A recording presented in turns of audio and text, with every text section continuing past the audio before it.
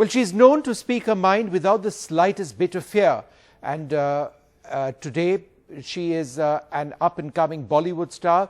Swara Bhaskar says that she wants to encourage people to get out there and vote on issues that she feels are important. Swara is in Delhi campaigning for the Aam Aadmi Party candidate Atishi Marlena in East Delhi. I spoke to Swara earlier on today. I began by asking her about why she's campaigning essentially for separate parties. Yesterday she campaigned for the Congress, today the Aam Aadmi Party. Why?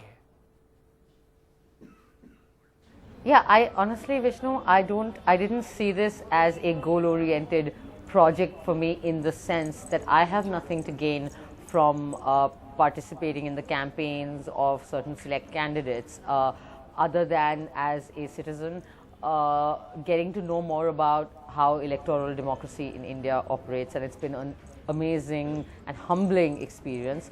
I've campaigned so far for Kanhaiya, who is the candidate from Begusarai on a CPI ticket, for Amra Ramji, who is the CPM candidate from Sikar, for Digvijay Singh Ji, who is of course the candidate for Congress in Bhopal, and today I am in Delhi for Atishi Marlena for Aam Aadmi Party.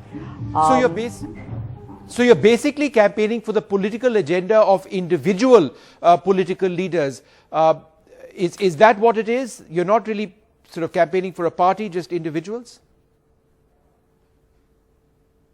Yeah, I think that I'm campaigning for causes and for issues and for individual candidates who I feel are deserving, who I feel are people who have proven either by their commitment in raising questions, or by, in the case of Amra Ramji, by a 4-decade sort of history of being actually involved in farmer struggles, or someone like Digvijay Ji, who is a very experienced politician, one of the tallest leaders of the Congress party, and someone who has led the state in the past, or someone like Atishi, who has frankly, with her commitment and her work, absolutely transformed education. But tell me this, so Swara, if there was someone in the BJP with a political vision or an idea that you liked, would you back them, for example, or are you essentially out campaigning for the opposition? Well, I think with due humility, respect, and a lot of politeness, I think that if anyone shares the ideals that I do, you could not possibly be a member of either the BJP or the Sangh Parivar. See, Vishnu, the thing is, for me, as far as I'm concerned, is that as a citizen, so you are an opposition my politician. loyalty and my sort of allegiance lies primarily and firstly to my country and to the constitution of my country. I am not a member of a political party, and frankly, I see myself as an artist. I see myself as a citizen. For me, I feel in the last 5 years, the values of our constitution have been under attack. For me, our democratic values and our democratic institutions have been under attack. For me, there is a very, very dangerous, I personally feel, culture of mob violence which is being legitimized by either the silence or the active encouragement of the ruling powers.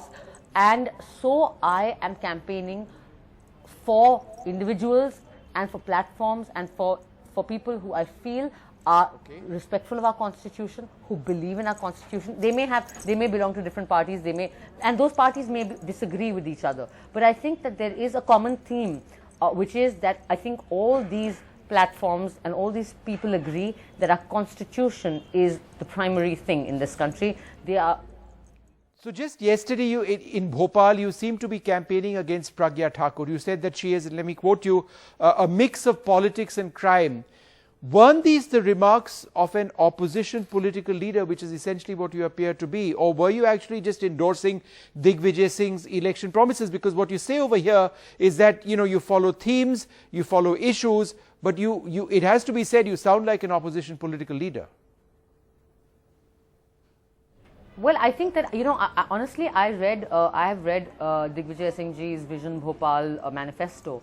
And I think that the Congress in Bhopal has a very, very positive, inclusive vision for development. And I think that Digvijay Singh Ji, with or without Pragya Thakur, is a very legitimate, credible candidate. I would say that if I was, even if there was somebody else from in the opposition, opposition to him, I would still say that he is the correct candidate for Bhopal. He is connected to Bhopal. He's led that state for 2 terms as a chief minister. He's a highly experienced politician. He's a very credible politician. So it's not just against Pragya Thakur. But I will say that I think that I think all responsible citizens, I think all patriotic citizens, and I'm sorry I'm using these words, but these are words that I think they have brought into this discourse. I think as believing Hindus, we must campaign against Pragya Thakur. We must raise our voice against Pragya Thakur, because this is not the vision that this is against our constitution. This is against the spirit of our country. This is against the democratic values of our country. And I'm really sorry, but this is against Hinduism. But Swara, let me ask you also about another big theme in this election. And I'm asking you this because you're the daughter of a former Navy officer, the politicization of the armed forces. My surgical strikes versus your surgical strikes. Isn't this dangerous? This politicization, everybody seems to be doing it. No, I don't think so, because I think that, I don't believe that you can see, you have to, we have to lay the responsibility on those people who framed the discourse. The fact of the matter remains that the armed forces have been politicized by the present government. They were not politicized by the Congress. When the Congress was in power, they did not, and that is a fact. But they're belatedly doing it. And I'm just saying this as an objective outsider. The fact is that when the Congress was in power, we didn't even know that surgical strikes were happening. And when the BJP is in power, surgical strikes are like an advertising campaign. They're a publicity campaign. People anyway, so I think that we must lay responsibility with those who hold power. There is no point questioning the opposition as if they were in power. We'll question them when they come to power. But the people who frame the discourse are the people who have to be responsible for it, because what happens, and it's exactly what has happened with BJP on every issue, whether it's nationalism, whether it's religion, whether it's citizenship, whether it's the army, whether it's, literally everything. They have pulled that discourse in such a sort of right kind of direction that everyone else is getting pulled along with it, right? We don't want to be, I don't want to be discussing my personal faith, but I have to, because you have fielded a woman who is wearing the sacred color of my religion and of my faith. She's taken the name of my God, Lord Sri Ram, and she is trying to cover her crimes. Okay, so I don't want to be discussing my personal faith here, but they have brought it into, they have framed the discourse, so now I have to stand up for my faith. But Swara, you're here now in Delhi, where we see so much star power. Gautam Gambhir, Hansraj Hans, Vijender Singh, you're over here campaigning, Gul Panag is campaigning.